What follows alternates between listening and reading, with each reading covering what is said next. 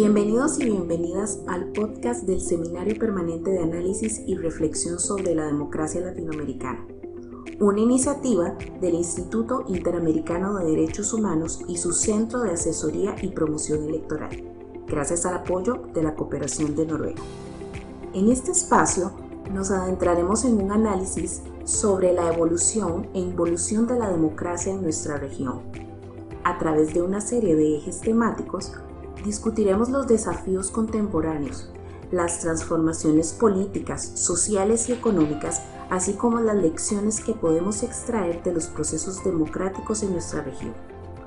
Este podcast tiene como objetivo fomentar una reflexión sobre el estado actual de nuestras democracias, contribuyendo al fortalecimiento de la práctica democrática. Les invitamos a acompañarnos en este análisis con el propósito de enriquecer el debate y promover un entendimiento más profundo de los complejos procesos que definen nuestro futuro democrático. Al finalizar, pueden descargar el fascículo relativo al tema de esta sesión. El vínculo entre la democracia y las elecciones es fundamental y bidireccional. Su destino se asocia estrechamente.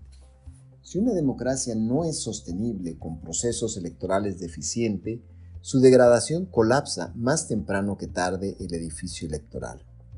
En América Latina, ese lazo se extiende a los organismos electorales que organizan los procesos en todas sus fases e imparten la justicia en ese campo.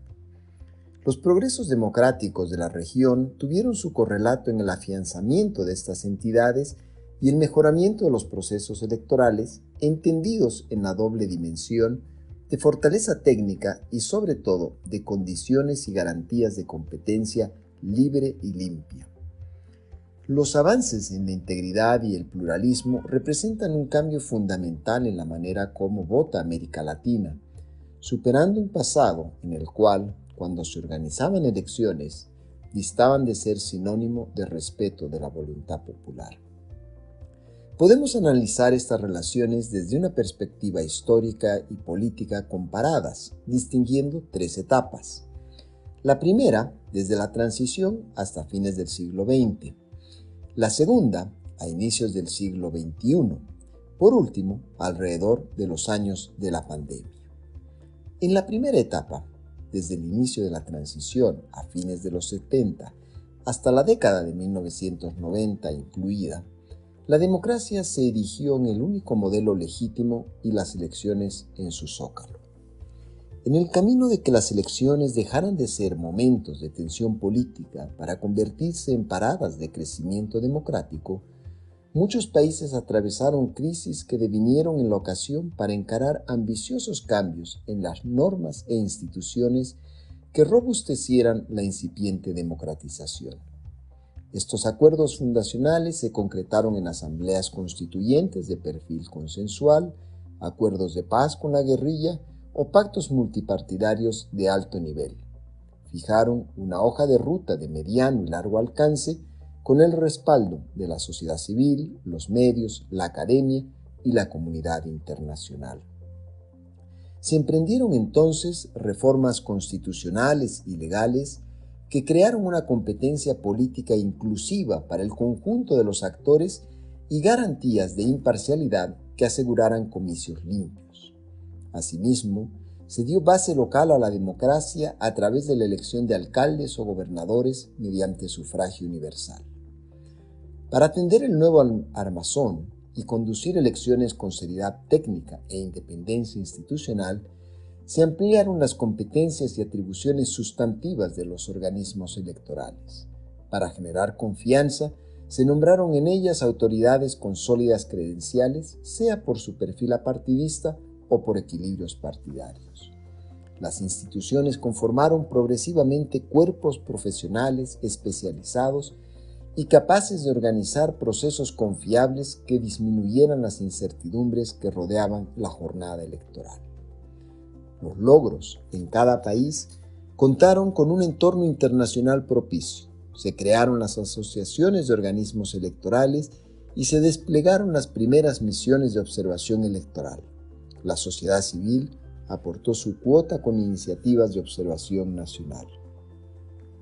El conjunto de transformaciones permitió que los regímenes superaran la transición, eligieran gobiernos dotados de legalidad y legitimidad y, de manera aún más importante, instalaran el horizonte de la alternancia.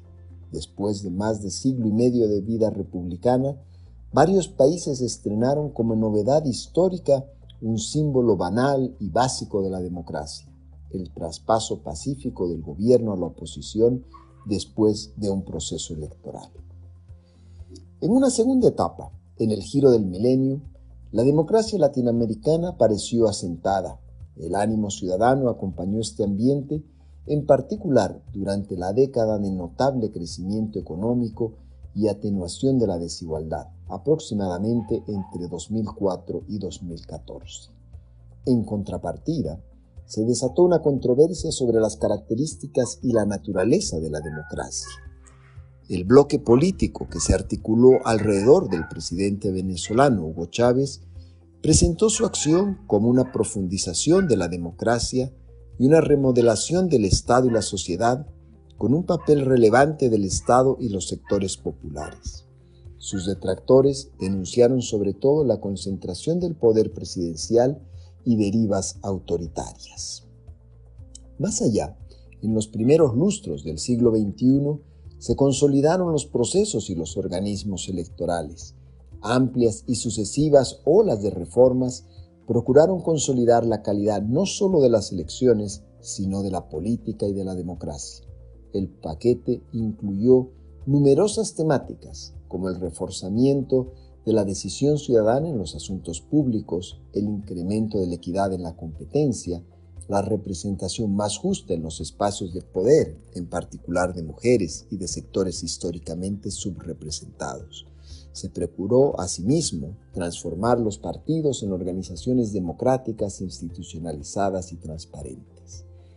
Para sostener este edificio de complejidad creciente, se apuntalaron los organismos electorales que, a su vez, asumieron un papel proactivo para impulsar estas reformas, colocándose en la vanguardia moderna y modernizadora del Estado. Con competencias extendidas abordaron los campos reformados. Las nuevas tareas requirieron más recursos y personal técnico y experto, aunque también abrieron flancos por las complicaciones de alcanzar estas metas ambiciosas. Esta especialización favoreció la tendencia a separar las funciones en dos órganos: uno encargado de organizar técnica, logística y administrativamente los comicios, otra responsable de la justicia electoral. A pesar del impulso de esta línea, la entidad unificada permanece como el modelo mayoritario en la región. La suma de estas evoluciones convergió en regímenes democráticos asentados, con procesos electorales, con un conjunto extendido de dimensiones consideradas indispensables para afianzar los componentes sustantivos de la democracia y órganos electorales capaces de conducirlos con solvencia. Finalmente, los años alrededor de la pandemia del coronavirus, entre 2020 y 2021, marcaron un giro para la democracia en el mundo y en la región, multiplicando los riesgos y desafíos y provocando presiones sobre los procesos y órganos electorales. En efecto, el impulso de fines del siglo XX se dio lugar a una progresiva pero sostenida regresión democrática. Antes que las rupturas del pasado, ocurren deslizamientos hacia zonas grises que traspasan las fronteras de la democracia. La realidad se revela en un proceso electoral parteaguas en el cual, en ambientes cada vez más represivos, se cercena cualquier chance de la oposición a través de decisiones administrativas o jurisdiccionales de órganos que los gobiernos consiguieron sojuzgar, a través de inhabilitaciones de partidos, de candidaturas, detención y exilio de líderes, etc. En América Latina, las derivas hacia esos esquemas se asociaron con la reelección presidencial indefinida altamente perturbadora del juego democrático.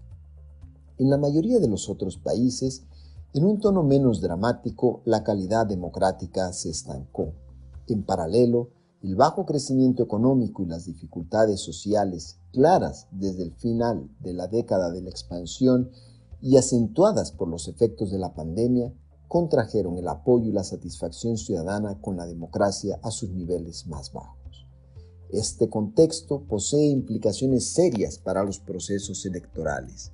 Enfrentan descalificaciones novedosas en sus modalidades y alcances que apuntan no solo al resultado, sino a elementos constitutivos del sistema electoral sin requerir pruebas, pues se apoya sobre pasiones políticas vivas. En otros términos, para provocar que franjas significativas de la población duden de la veracidad del resultado, es indispensable que la sociedad se haya dividida y polarizada, más allá de las disputas partidarias, con segmentos políticos, sociales o regionales, eventualmente superpuestos, recelosos y que consideran a los adversarios un peligro real para los valores que sustentan la democracia y la nación.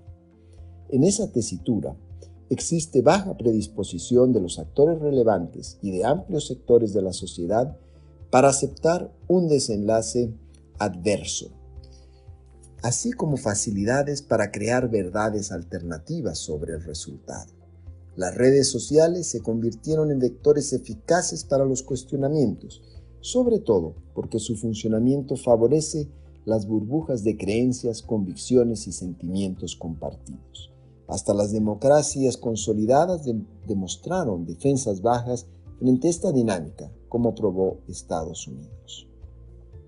El rechazo sociopolítico al resultado electoral rara vez consigue un efecto jurídico, pero sí erosiona la confianza ciudadana en el mecanismo institucional y social que permite la alternancia regulada en el poder y la convivencia pacífica, desgasta la democracia y ahonda las fracturas de la sociedad.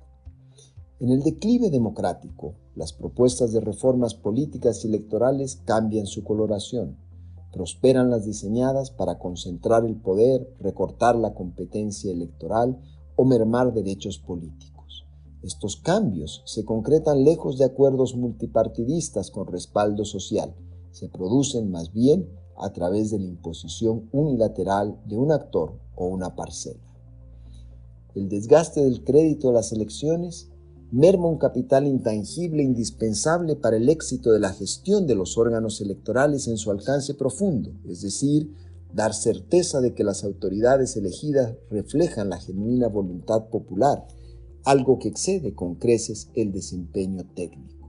Ningún organismo electoral puede considerarse preservado del riesgo. Aún así, en América Latina ellos continúan, en general, cumpliendo con las tareas fundamentales y los estándares de integridad solo se sitúan por debajo de los de Europa Occidental. El debilitamiento democrático y las amenazas a los procesos electorales facilitan que los gobiernos con fortaleza política y mensajes de ruptura con el sistema político acosen a las entidades electorales que actúan con independencia, menos para desmantelarlas que para controlarlas. El principal mecanismo es el copamiento institucional a través de nombramientos de autoridades identificadas con el oficialismo o creando entornos de amedrentamiento. En ese sentido, podría perfilarse la paradoja de que organismos electorales copados por el gobierno permanezcan con atribuciones amplias y ejecuten sus tareas con solvencia técnica, pero amenacen la democracia al conducir elecciones sin competitividad ni horizonte de alternancia. En conclusión, las relaciones entre organismos electorales, elecciones y democracia componen una matrioshka. Los primeros, la muñeca más pequeña, solo adquieren sentido por rellenar la elección de garantías democráticas y a la vez ésta se realiza dando un contenido sustantivo al sistema democrático. A la inversa, la muñeca mayor, la democracia, no sonará vacía, solo si tiene dentro una elección limpia, libre, organizada por un organismo electoral sólido y confiable. Agradecemos su atención y les invitamos a acompañarnos en próximos episodios. La descarga gratuita del fascículo sobre este tema se encuentra disponible